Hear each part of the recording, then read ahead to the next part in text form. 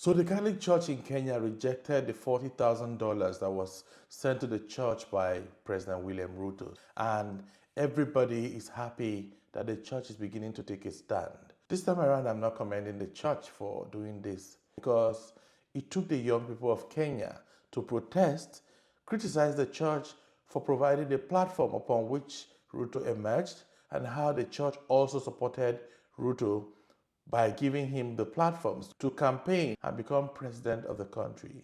The church saw Ruto as an underdog and their preferred candidate and gave him all the necessary support he needed to become the country's president. But his actions after becoming president of Kenya was exact opposite of what Christianity reflects. The church is beginning to see that they departed from what it ought to be.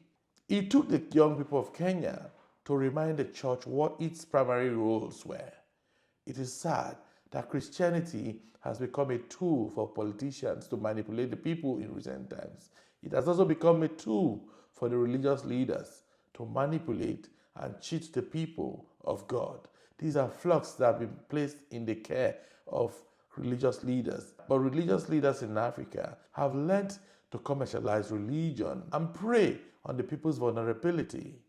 And in recent times, the politicians and a lot of these religious leaders have begun to conspire against the flock of God. It is embarrassing that it took the people of Kenya to remind the church that they long departed from God.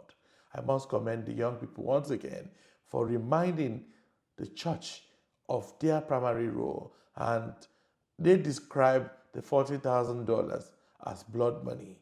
William Ruto had pledged $40,000, which he redeemed, for building a priest's house and buying the robes for the choir.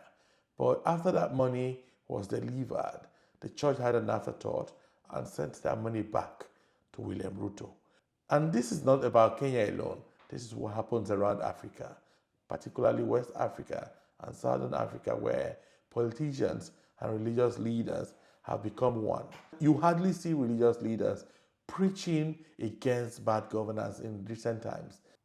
Growing up, whenever a politician or a highly placed public officer comes to church, that is when you hear the best preaching that appeals to humanity. Because the religious leaders in that era, they didn't care whose ox was God.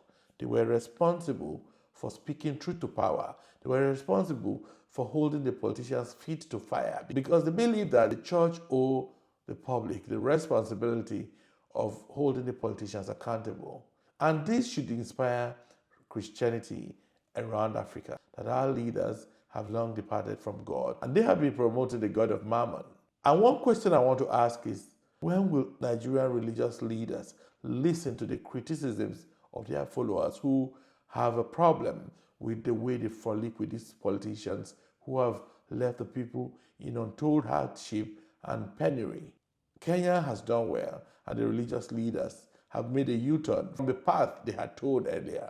And this should be an indication that the people are watching the religious leaders. For Nigeria, growing up, it wasn't like this. But the politicians have corrupted everywhere and have taken blood money into the house of God. It is my belief that someday the religious leaders will make a U-turn from the path they have taken and the pain they have conspired with political leaders to inflict on the populace and citizens of Nigeria.